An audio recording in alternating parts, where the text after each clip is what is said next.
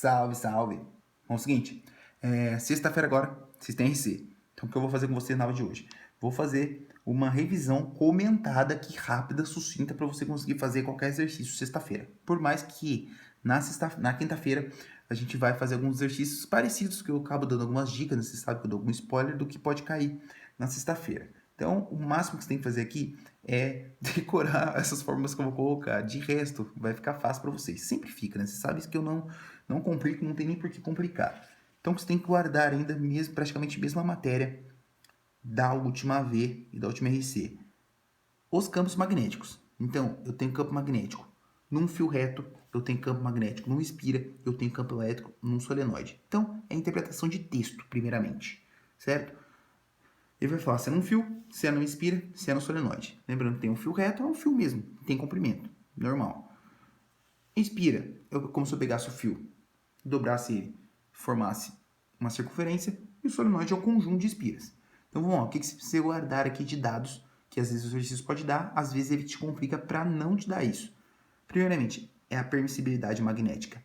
No vácuo, que é o μ ou μ0, tanto faz, que é 4π vezes 10 a menos 7 Tesla, m, que é metro, sobre A, esse azão, lembrando que é o quê? Ampere, de corrente. Mas essa aqui, essa unidade pouco importa, porque você vai pegar essa constante só para aplicar valores. Lembrando que é ampere, né?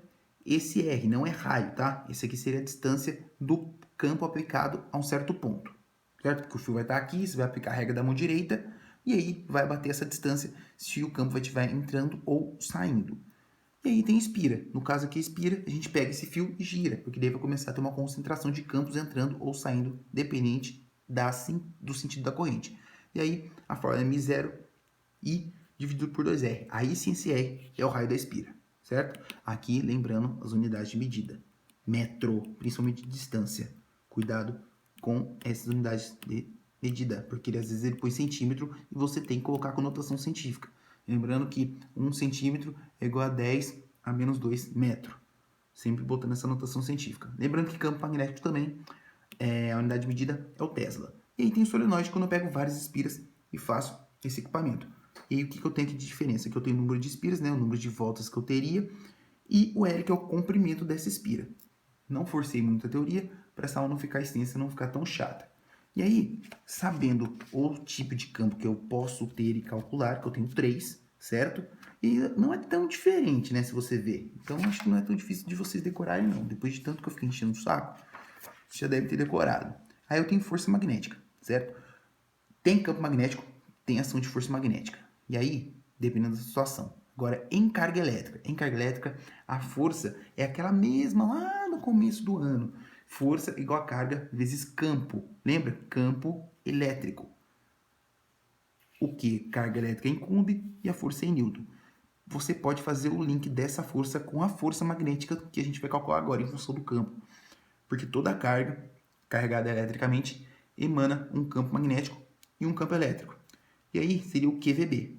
E o B seria um dos 3 campos que a gente acabou de colocar ali. O V é a velocidade, sendo o ângulo o ângulo entre o movimento da carga e a aplicação da força do campo, certo?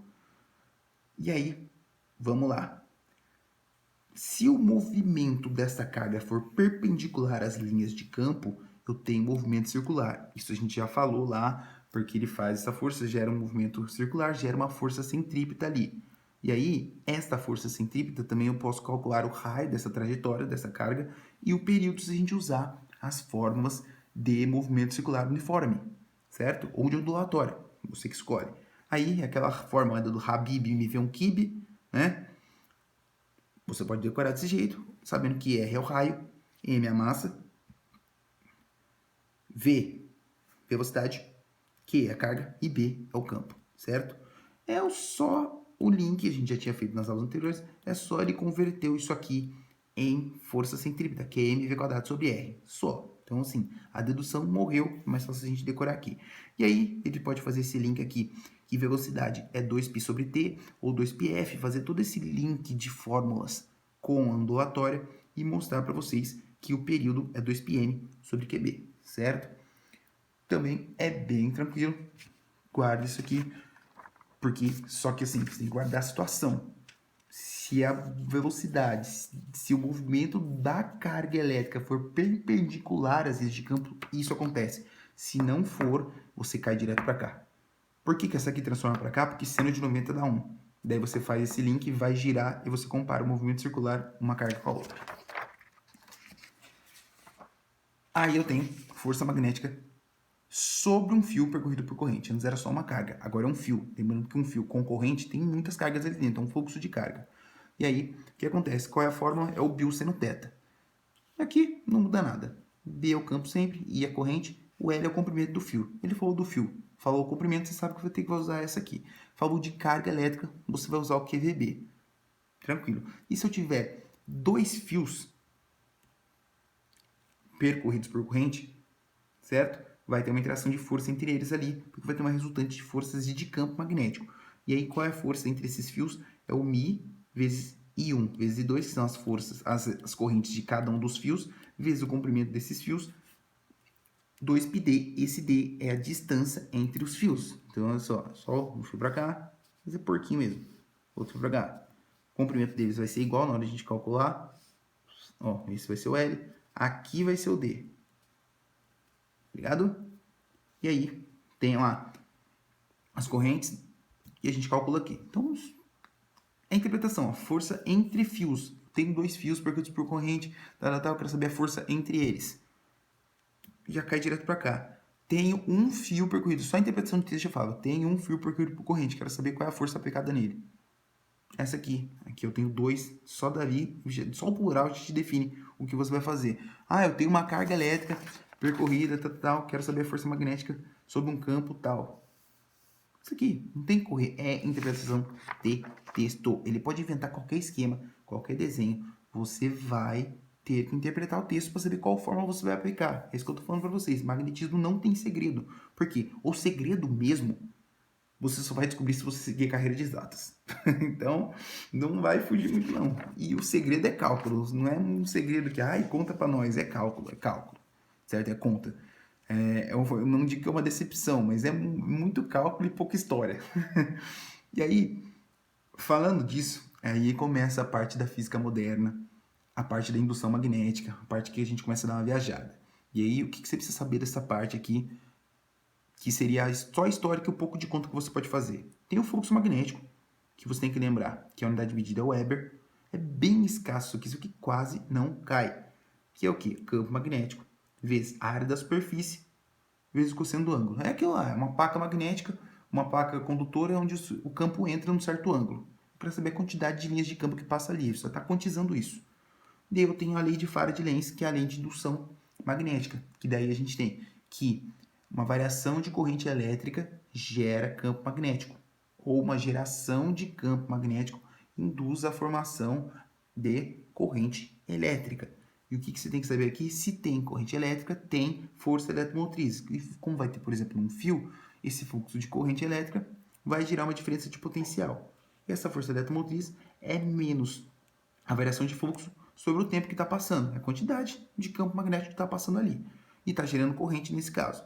E eu tenho também a força eletromotriz, isso aqui é bem específico, mostrei para vocês lá o exemplo, que é numa espira retangular, que não é tão comum, mas pode ser que apareça. Que o módulo da força eletromotriz é BLV. Lembrando que B, sempre o campo magnético, L é o comprimento da espira e V é a velocidade que a carga vai passar ali. Então, aí ele continua falando para você, né, das ondas eletromagnéticas.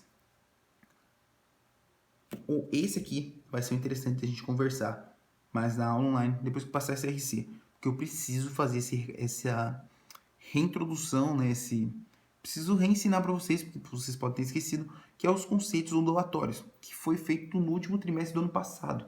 Então você tem que lembrar todos os conceitos de ondulatória, de onda, algumas coisas de onda estacionária ou não. Mas aí, o que você pode linkar aqui quando a gente começa a falar só da luz no jogo? Lembra que lá na ondulatória V igual a lambda F, certo? Agora se a gente fala da luz em si, a velocidade da luz no vácuo, lembrando que é 3 vezes 10 oitavos, sempre vamos guardar isso aqui. Lambda é o comprimento de onda. A gente tem que voltar, que era comprimento de onda, tal, que é metade do tamanho da onda. Isso aqui a gente vai ter que fazer esse tipo de recapitulação para você saber o que está se tratando. E F é frequência. E você tem que guardar aquelas fórmulas, principalmente sabendo que período é 1 sobre F, ou F é 1 sobre período. Lembrando que frequência é em hertz, período é em segundo. Frequência também a gente pode falar que é 1 sobre segundo. Ele pode dar essa situação. Lembrando que o comprimento de onda é em metro. E aí ele faz toda aquela conversa de que a luz pode se transformar como onda ou ela pode carregar pacotes de energia. Aí que começa a física moderna, que a gente não consegue ver isso aqui. Eu posso contar a história para vocês, mas depois, como que você não descobre, tá? Isso aqui é tudo hipótese, a gente chama isso aqui de... é tudo suposições. Então, isso aqui depois que a gente terminar esse conteúdo, a gente chega e começa a conversar. A gente vai falar de física moderna. Aí é aquela aula de viagem. Aqui, para vocês, ensino médio, vestibular, não é conversa. O que você precisa saber é que o quê? A luz, sendo considerada como energia, como uma partícula, como um pacotinho de energia, ela carrega essa energia em função da constante de Planck. Olha só que bizarro esse número. Vezes a frequência. E igual a HF. Só. Para vocês é isso. O resto é conversa, é fofoca. Não tem muito o que fazer. Não. Só calcula, bonitinho, lembra das unidades de medida. São coisas para variar as situações. E assim, você sabe tudo que é energia em Joule. Isso aí você tem que toda aquela bagagem do primeiro ano. Você está no terceiro, tem que começar a revisar esse tipo de situação. Aí, porque ele pode fazer algum link de algum tipo de energia, uma potência, algo do tipo, fazendo o link de matérias do ano passado. Aí vai de você já estar preparado, já começar a estudar, já começar a me perguntar, já começar, professor, esse exercício tal. Então, é mais de você. Mesmo assim, esses exercícios são quase nulos. O que mais cai mesmo é exercício de mecânica e esses de magnetismo. O que mais cai de física é porque ele faz mais link de fórmula, né? Porque eu posso colocar um impulso, posso colocar um objeto girando com velocidade constante ou não. Então, ele faz todo esse link. Então, se eu fosse falar para vocês qual é mais importante, essa ou matérias anteriores? Matérias anteriores. Porque é aplicação de fórmula, não tem muito o que fazer. Você não tem bagagem teórica para isso, certo? Porque os cálculos são mais avançados. Então, na quinta-feira, a gente vai fazer alguns exercícios sobre isso, mostrar para vocês que é mais teoria e aplicação de fórmula, para deixar vocês preparados para a receticista. Então, por hoje é só, é nóis.